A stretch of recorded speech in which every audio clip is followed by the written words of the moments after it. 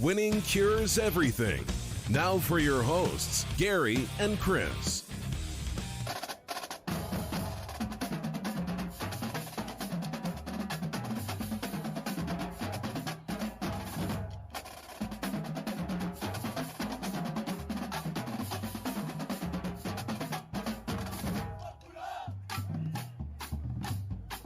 Welcome in, Winning Cures Everything. It is Friday, January 29th, and it's Winning Cures Everything. I'm Gary.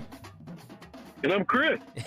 We've got Chris on the phone. Where are you in this crazy world right now? I am in a place called Paynesville, Ohio. It's a little bit of a shithole just outside of Cleveland. I'm hoping that we don't have anybody listening from Paynesville. If you do, give me a shout. There you go. I need somewhere to hang out at. I can understand it. So Chris, of course, joining by phone. We have a lot to discuss today. When I initially looked, I was like, man, there's not a lot to talk about. But I was wrong. In fact, we do have a lot to talk about. Of course, we want to go ahead and do the rundown first.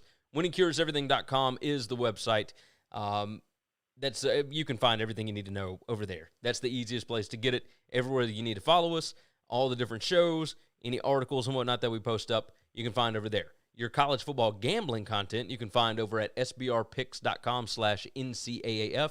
We do one show a week over there right now that will expand. We will do more eventually as we go on. We'll be doing some Super Bowl stuff next week with them. But you can find SBR Picks on YouTube. Make sure that you go and subscribe there. Very easy to do. Looks like we got quite a few people in watching the show. So if you guys want to jump into the chat, you can always do that. It will populate right in the bottom left-hand corner of your screen, whatever platform you are on. The live show is on YouTube, Periscope, Twitch, and Facebook. We will be moving more towards a podcast-exclusive setup, I guess you could call it. But we will let you know once we get that schedule figured out, everything, whatever. Make sure you go subscribe to the podcast, though. If you miss any of the live shows, let's see. Matt says YouTube won't show the live show because it says that it's restricted. I don't know what the topics were that would be restricted. I do. What was it? You put Robin Hood in there. No, I didn't put Robin Hood in there. Oh. Then I got no clue. I put RIP John Chaney. I put stocks. I put Big Ben pay cut, and then 2.3 Bucs bet, and then SEC versus Big 12. I'm gonna bet just the word stocks. That is absolutely absurd. That's guaranteed, my friend. That is absolutely absurd. That's the new world order we live in. So enjoy it, fellas. This is the world we live in. He said you have to turn off restricted view, and I'm like, but I don't think that's something that I have to turn off. It's like people have to actually click. Boy, that's strange. That is something else. It's a new world order. This is the new world order, brother. Yeah. All right. Yeah. So if you guys want to jump into the chat, you can do that. Matt was able to get in on YouTube, so obviously people can jump in if they want to. Yeah, he said that's what it is. So you can go in, but you have to click on it to see it. So that is absurd. That is so absurd. All right, let's get into the topics at hand today. The first thing, by the way, download the podcast, subscribe to the podcast. You'll be getting more podcasts than you will live videos. So just going forward, future-wise, podcast stuff. So don't have to worry about YouTube's bullshit restriction. You got it. All right, let's start off with topic number one here. RIP John Chaney, former Temple basketball coach, coached for 24 seasons and made it to 5 Elite Eights, made it to the NCAA tournament 17 times. Now, everybody is going to, of course, remember the almost fight. You know, they tried to fight each other with him and John Calipari, and you know, that's one thing. Now, those guys made up, and they made up so well, they became friends that Calipari's first game at Memphis, he scheduled it against John Chaney's Temple Owls. So, you know, that whole thing that's going to be driven out there, that's what happened with Calipari and John Chaney. But looking back on what Chaney did, Seasons leading the nation in lowest turnover percentage by coach since 1997. Now, Chaney only coached in 10 of these seasons, but Chaney's bunch led the nation in lowest turnover percentage 6 times. Then behind him, you've got Todd Licklider and Bo Ryan, each tied with 2 seasons apiece. All other coaches have either 0 or 1 during that time frame. That is absolutely insane. Like 6 times your team has the lowest turnover percentage in the country. Like, amazing. Pretty incredible. He was a hell of a basketball coach and an incredible personality. Yeah. So, no, definitely one of these old school guys that just didn't care what anybody else thought of him. He was a hard-nosed coach, loved his kids loved him, and he was a fighter. He was fiery. I mean, you know. No, you are dead on about that. Dead on about that. So you hate to see the old guard moving out and whatnot. Chaney had not coached in quite some time. He was still around the game some, but you know, I mean, at this point, you know, we had him, and then Temple had Fran Dunphy for like a long time. I mean, a whole other career at Temple, and then he retired, and they brought in you know, a new guy. So it's been a little while since he's been the coach, but yeah, I mean, being a kid watching his teams growing up, you know, he made Temple an institution in college basketball, and it's always a sad day when we lose one, you know? Always a sad day. That's right. All right, so let's move off of that. Let's talk about some of this stuff that is going on between Wall Street and, I guess, the everyman. Everybody is talking about this. I have never seen the stock market discussed at the rate that it is going. I put on Twitter last night, back in June, just as a gag, right? Because I've got Robinhood like most people. Back in June, maybe not most people. A lot of people have Robinhood. We'll say that. I bought, is it Doggy Coin? Like the cryptocurrency. It's just a fake cryptocurrency. It's not fake. Whatever. It's a gag, right? That the founder of Bitcoin started, you know, basically as a joke, but it is a legit cryptocurrency. Like, there's not a lot of places that accept it, but there's some that do, whatever. I bought 46 shares at 0.002 cents per share. And that cost me 12 cents, right? So it was a joke. And you can get that on Robinhood? Yeah, you can get, well, I don't know that you can today. But you I don't think you can right now. Yeah, I don't think you can today. You could as of last night. But of course the volatility of the marketplace, they decided to shut it out. Matt said, just remember that all this GameStop stuff is hurting real people who own multiple boats. And Ben said Robinhood is criminal. So I bought that Doggy Coin or whatever it is back in June for 12 cents. I got 46 shares for 12 cents. As of last night, that stock was worth over $2. My equity was over $2. And I bought it for Can I ask you a question? Yeah, and go ahead. This is just a personal question, okay? Now, what somebody bets, what somebody spends on things, that's a very personal thing, okay? Yeah. Very intimate, very personal. I don't judge anybody for betting or gambling or investing, whatever they choose. But, like, was there a reason you didn't just put, like, $5 on it, like a Lincoln on it? Just, and like, knowing you're going to piss it away. But, I mean, I've dropped $5 bills before and just, you know, it's just one of those things where who gives a shit? It was leftover change that was in my account. Okay, I was just about to say, how did you get to 12 cents? Like, that's just what you felt comfortable risking. No. I just thought that was strange. It's like, wait a minute, just put a Lincoln on that joker and you're fine. Oh yeah, no, absolutely. Who gives a shit? That's literally like 6 seconds at a cheap ass blackjack table. No, I had bought several other just individual stocks. And okay, it was just loose change out there. there. It was loose change that was still in my account, and I was like, hey, you know what, screw it, I'll toss it on this. And as of last night, that 12 cents had turned into $2.21. And I was just floored. I mean, that's over 1,600% growth. It is stupid. Well, yeah, what happens if you put the Lincoln on it? Exactly, right? I mean, it would have been much, much more. But that was, again, just loose change, whatever. Like, that's absurd growth. It's not even, it's funny money at that point, right? all of this stuff that's going on with GameStop and the way that the shorts are handled, and I'm not going to try and waste anybody's time and try and explain shorts because there are dozens of memes and all these different podcasts that would do a much better job of it. However, I am a little It's really not that complicated. Yeah, it's definitely not. 5 seconds of research, and a moron like me can figure it out. Yes, exactly. So what I'm torn on, and I'm curious your thoughts here, is I'm trying to figure out the Robin Hood thing, right? So there's part of me that does believe that what they did was absolutely criminal. Like, you have to leave it open for everybody. You have to whatever. And if there was a push by somebody, in the Capitol or somebody in the White House or whatever, or somebody on Wall Street, that is criminal. That is something that needs to be investigated and whatnot.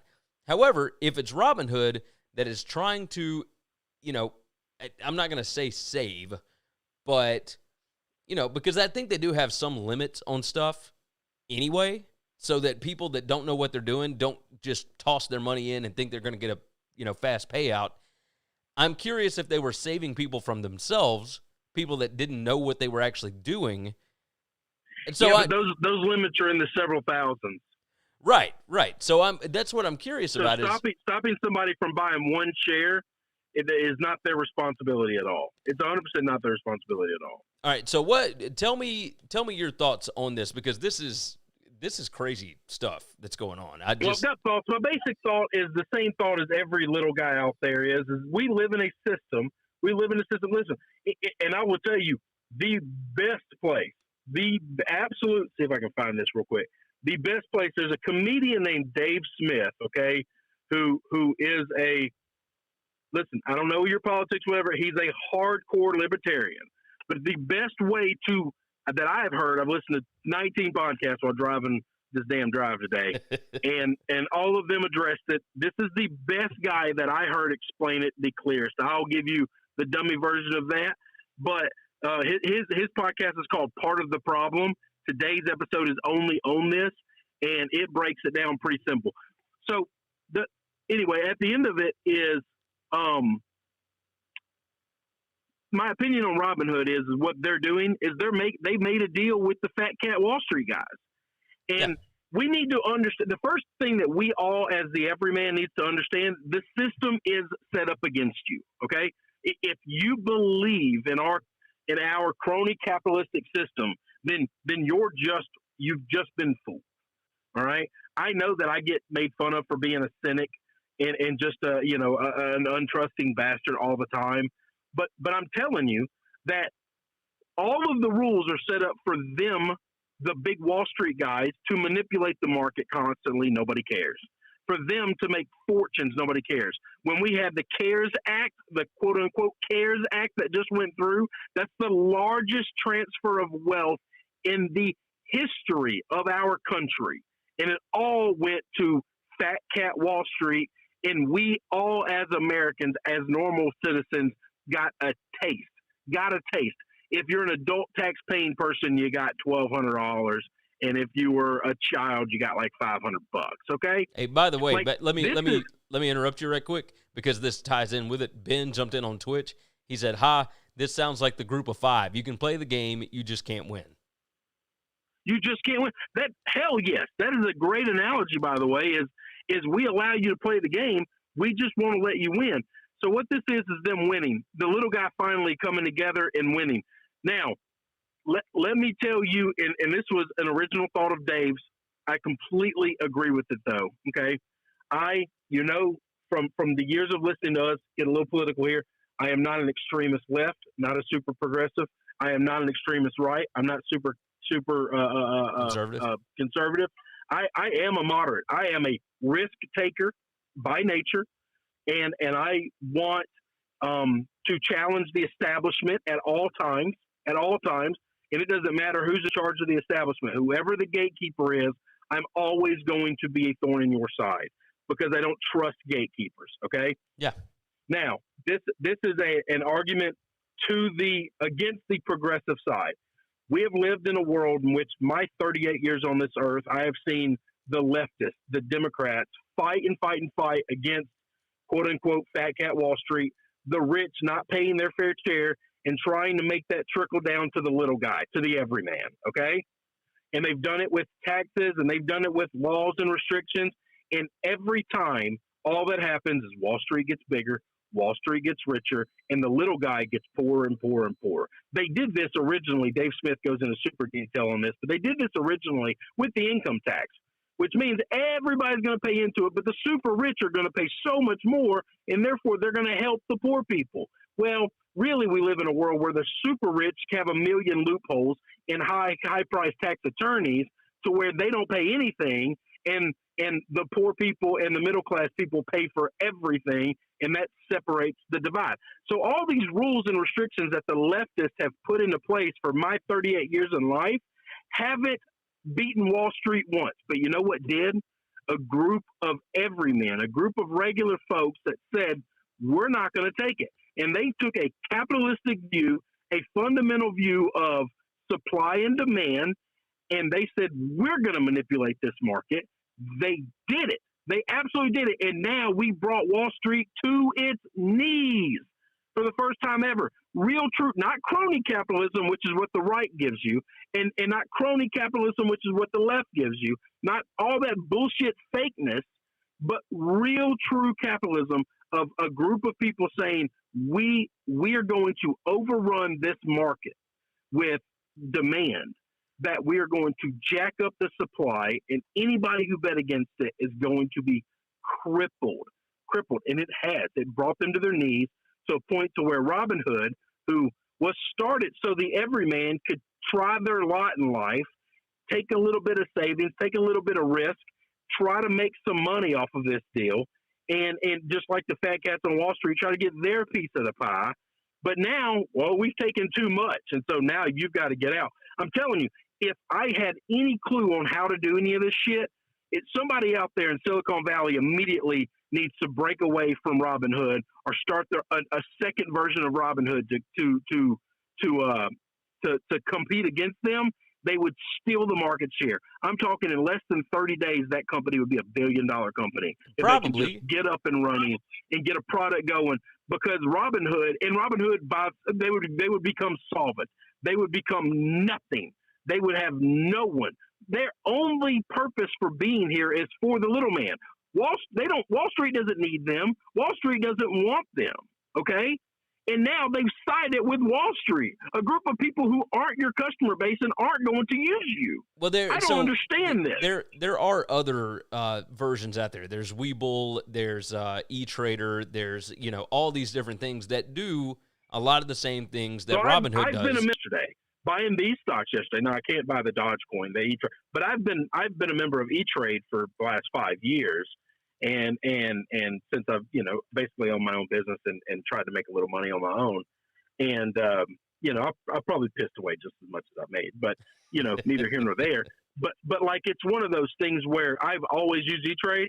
And like, as soon as I saw, I was too late to the game to get on a GameStop, but the other ones I had no problem getting into, and got in super cheap, super low. And I was able to buy no problem. Everybody on Robinhood's locked out of them. And so I didn't know. I never understood how Robinhood and E-Trade are different. Like, I guess I don't know. Anyway, all I know is this: leave. This is part of supply and demand as well. You don't have to use that platform. You don't like these people doing what they're doing, then leave them. Cash your accounts out and start another account somewhere else. When your bank pisses you off, leave that bank, close that bank down, and open another one somewhere else. Make these fools work for their money. Don't just give it to you. I love that free market, real, true, honest free market capitalism has finally brought it. That's what it took to bring Wall Street to its knees, not more government regulation. Yes, you're 100% right. You Love are it. 100% Love right. what's happening. So I do agree with you. I am one of those that is sitting back and just trying to figure out when is it going to come crashing down. Oh yeah, somebody's gonna get left holding the bag. By the way, so listen, I'm not a stock advisor guy. All right, this is gambling. It's another form of gambling. Do whatever the hell you want. Don't listen to me. I'm a moron that puts down hardwood floors for a living. Okay, like don't get stock advice from me.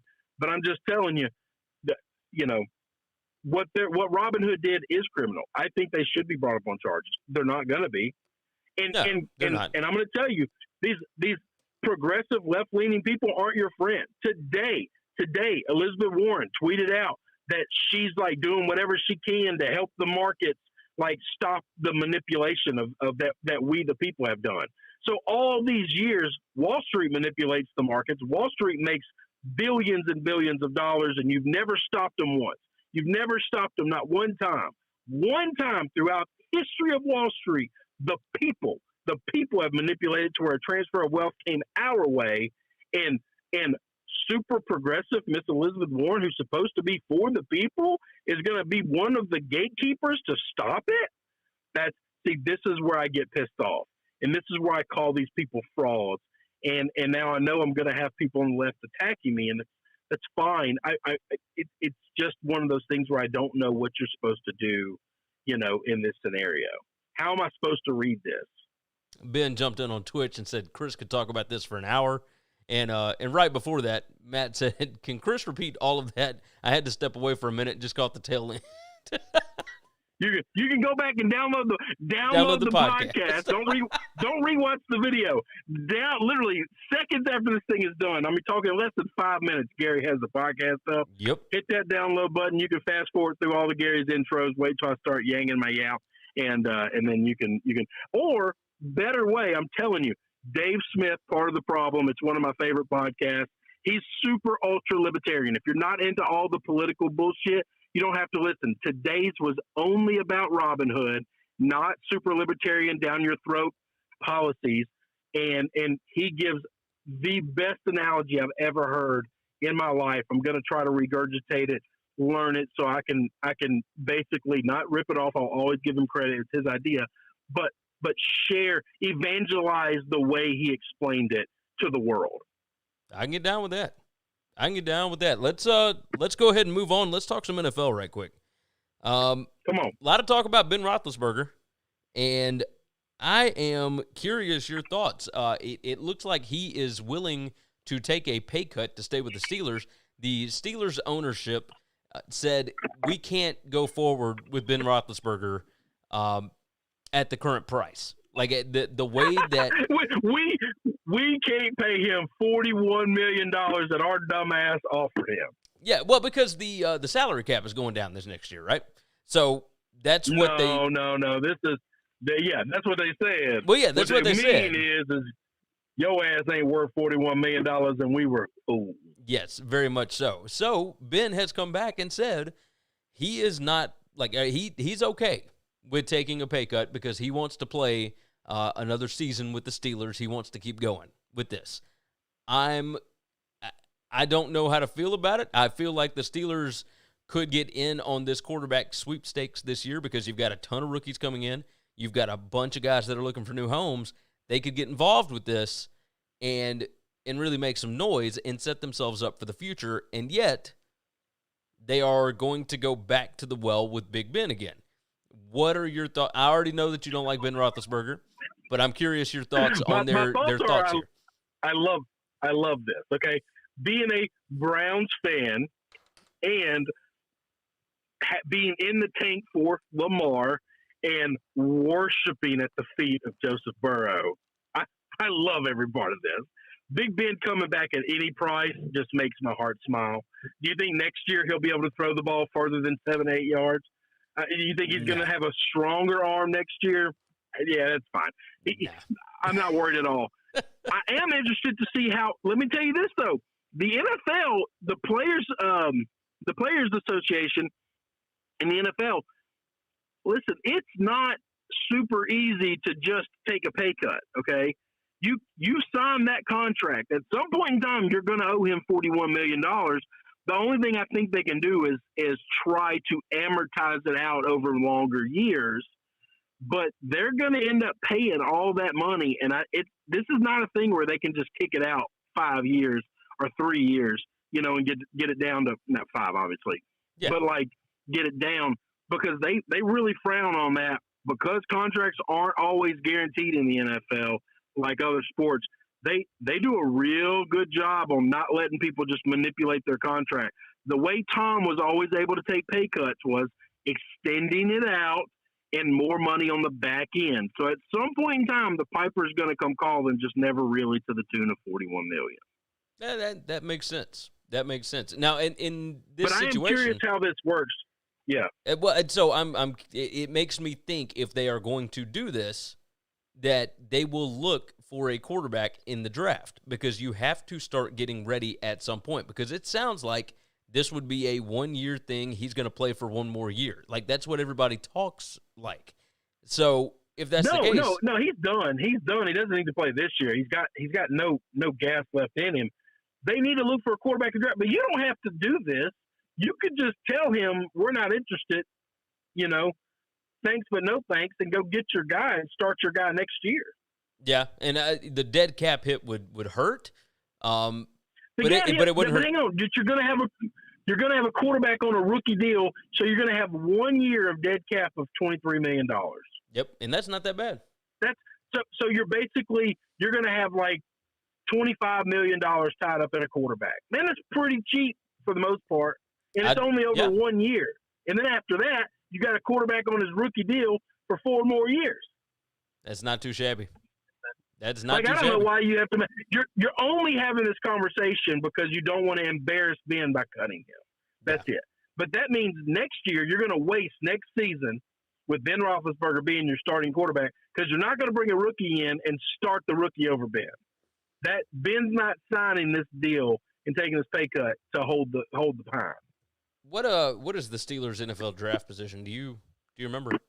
No, I bet they're probably 24, 27, something like that. They're pretty late. Let's see. All right, I'm pulling it up right now. Let's see. Steelers are, obviously well into the 20s. They are 24. Yep, 24. Yeah, that's what I had a feeling it was somewhere around there. So CBS's mock has them taking Caleb Farley, cornerback from Virginia Tech that sat out this past year. I hope that's exactly who they take, a cornerback that hadn't covered somebody in a year. Well, that is something else. That is something else. That would make my heart smile. It'd make my heart smile. Let's see. They've got Mac Jones going at 19. They've got let's see, what other quarterbacks? Hey, they've got your Patriots taking Amon-Ra St. Brown from USC, wide receiver. That doesn't surprise me at all. They got Trey Lance at number 8 as far as quarterbacks go. They've got Zach Wilson at 4. They got Justin Fields at 2 and Trevor Lawrence at 1. And Kyle Trask is nowhere in the first round. Wow. You think Kyle Trask cost himself money with that Oklahoma game? Not just the Oklahoma game. I think the LSU game cost him money. Yeah, you're probably right. Probably right. All right. Anyway, so we'll move off of that. Let's talk about the biggest bet of the Super Bowl so far, and we are over a week until time. But I'm curious your thoughts about this.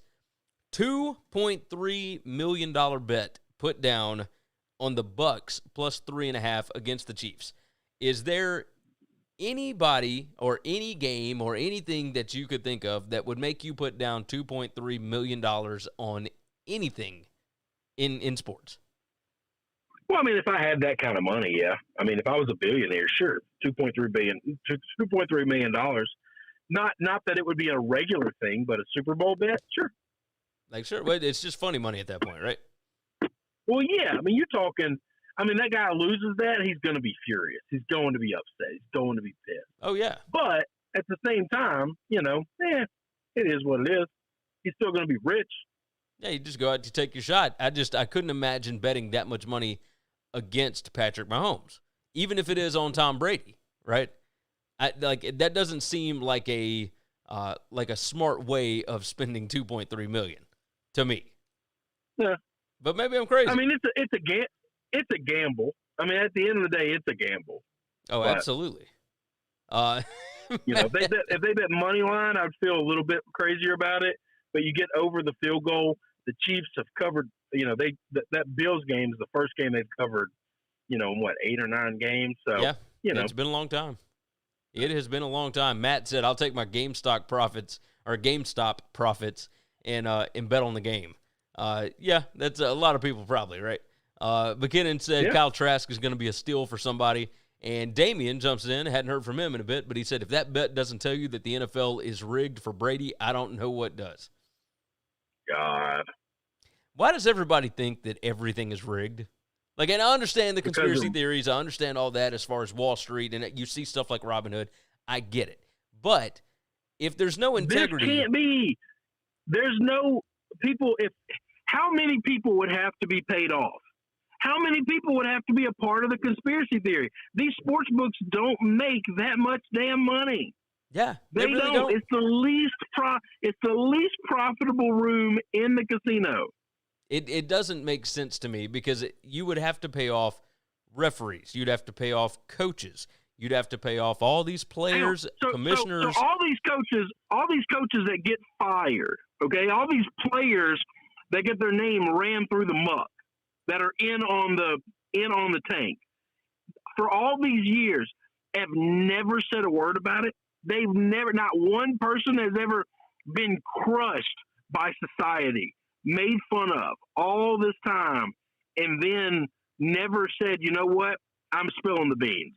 They paid me so much money that I'm not willing to talk.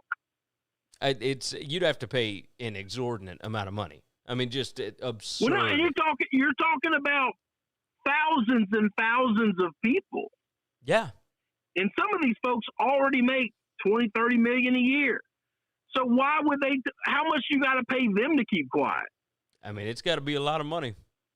It's got to be a lot of money. Anybody who puts more than 9 seconds of thought into it realizes, yeah, that's a dumb rule. That's a dumb thought. Like thinking that it's rigged, that's dumb, right?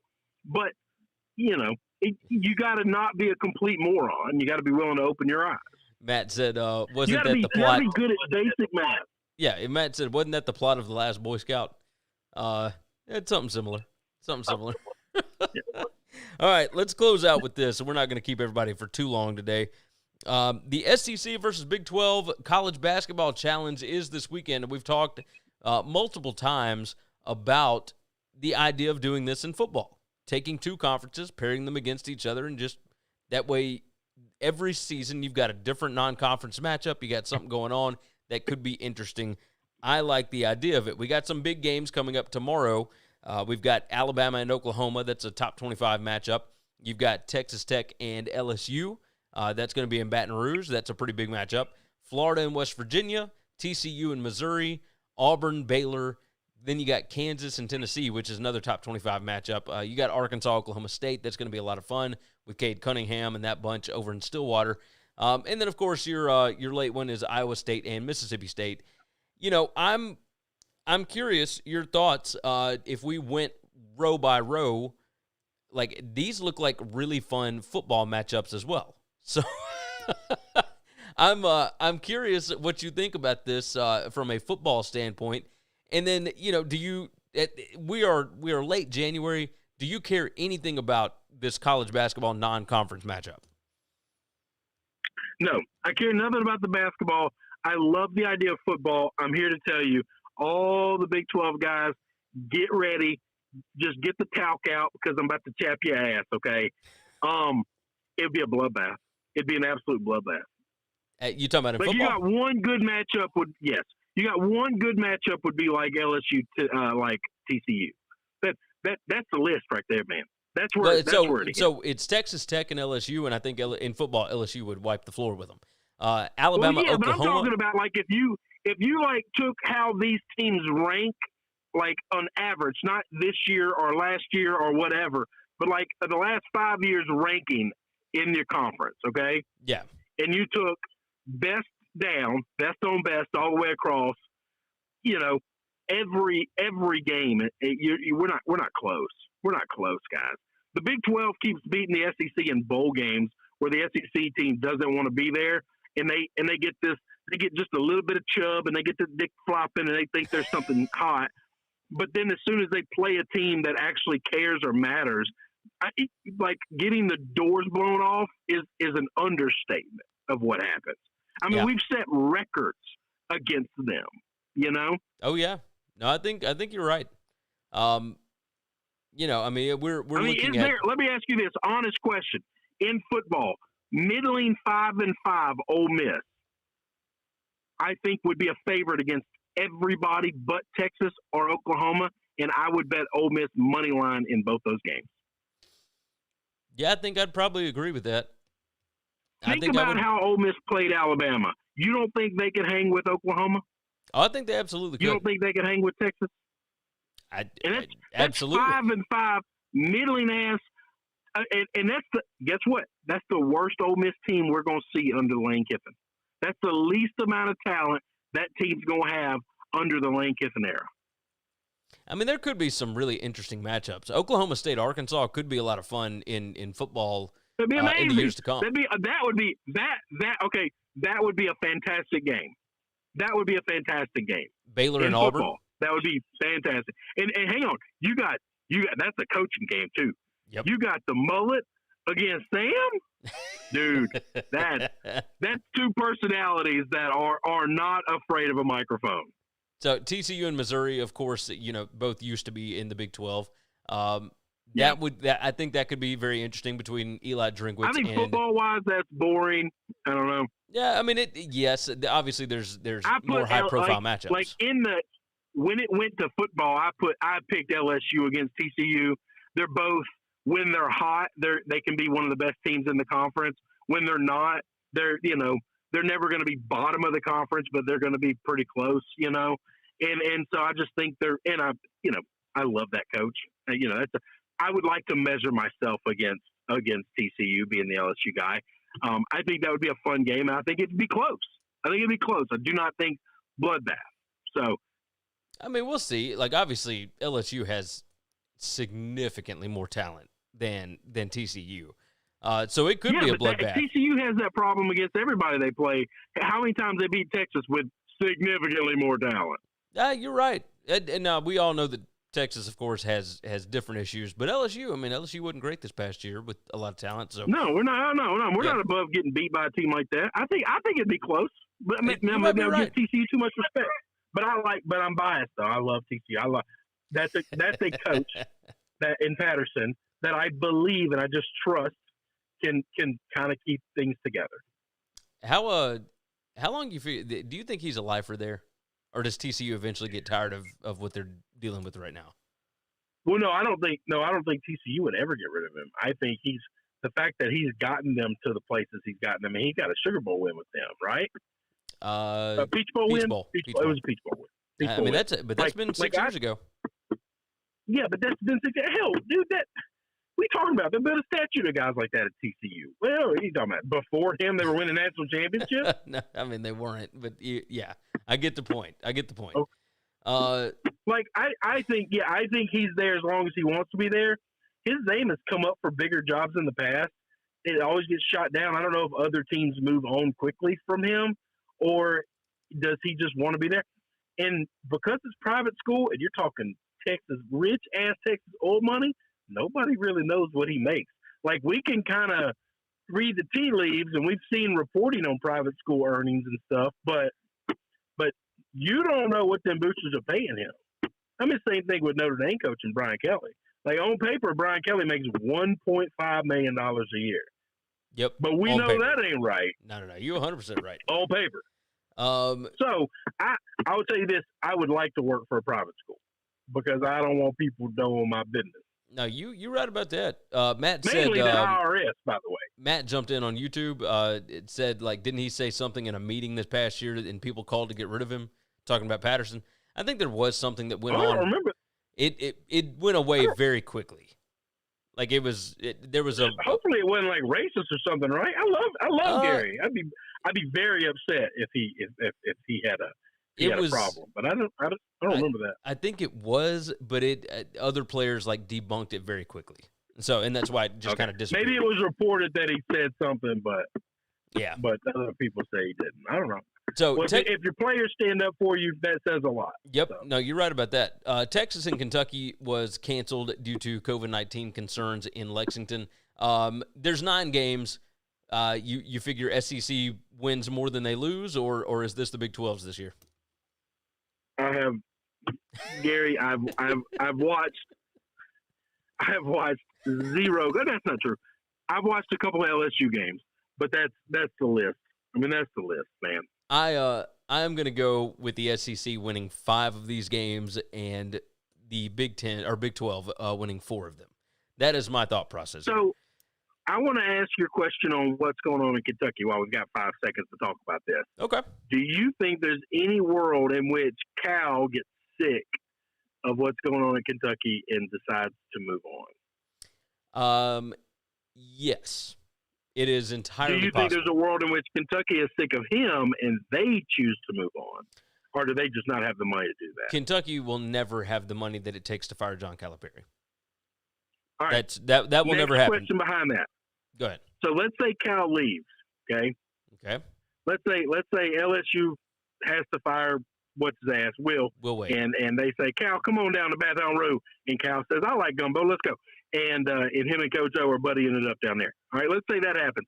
Who in the hell takes that Kentucky job, knowing that how much Calipari has won, getting them a national championship, and the people say, oh, it's only one. Well, yeah, but not a lot of people have 2, so shut up.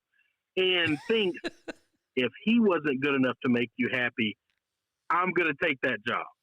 Who chooses that path? None of the big names. It would not be Billy Donovan. They've gone after him like 3 times. No, not happening. I think they're going to have to settle for some. Like, you think Tennessee fans were disappointed settling for Josh Heupel? Whoa, this will be bad. I think the shock that will hit Big Blue Nation will be felt around the world. So after Tubby Smith, they hired Billy Gillespie, right? And he was the Texas A&M. That was a complete disaster. Well, it's because they couldn't get anybody else because of how poorly the fans treated Tubby even when he was winning, right? And yes, but what about how they're treating Cal? Well, so that's the deal, right? Like, Cal obviously has done some really amazing things there. It's kind of fallen off as of late. This year especially, Damian said Patino would maybe. Maybe, I don't know. He didn't seem to have a problem going to Louisville. So that's interesting. Listen, I could see him. Man, that's the ultimate heel move. And if my boys in Baton Rouge don't get him, I'll tell you this: Cal should do the same thing. Cal should just call Memphis and say, you know what, guys, I had my dream job. Let's come home to Memphis. Well, that'd be interesting. I don't know that you could fire Penny Hardaway. I don't think it's going to happen. I think both of them. Oh yeah, right now the way Penny's been coaching, yeah. I think they push Penny Hardaway off a bus if they can get Cal back. Maybe. They won't tell you that today, but if tomorrow it happened, they'll all tell you they were grateful for everything Penny did, but we're glad Cal's back. I love it. All right, man, let's get out of here. Let's go and enjoy the weekend. Hopefully all of you enjoy your weekends coming up. Of course, I'm going to get this podcast up and rolling, so make sure that you go and subscribe to the podcast. We appreciate everybody that jumped in on YouTube, on Twitch, everything else. If you jumped in the chat, just know we love you for being here. But still, go download the podcast. Make sure you are subscribed. If you're watching on YouTube, like the video, all that good stuff. Damian said, damn it, hire Jim Boylan. I don't know about all that. But yeah, go ahead and knock all that stuff out. We would certainly appreciate it. WinningCuresEverything.com is the website. SBRpicks.com/NCAAF for all of your college football gambling needs. We do a show over there every week. Go and check it out on YouTube. Search out SBR Picks. Chris, is there anything else that you would like to hit? No, man, that's it, brother. Let's get out of here. You guys have been fantastic. Take care of yourself. Take care of each other. Hopefully you have a good weekend, and we cash some tickets. Thanks for checking out Winning Cures Everything. If you want to keep up with us, hit subscribe on YouTube or your favorite podcast app. Visit the website at winningcureseverything.com, or you can like us on Facebook or follow us at Winning Cures, at Gary WCE, or at Chris B. Giannini on Twitter. Share out the show, leave a nice review,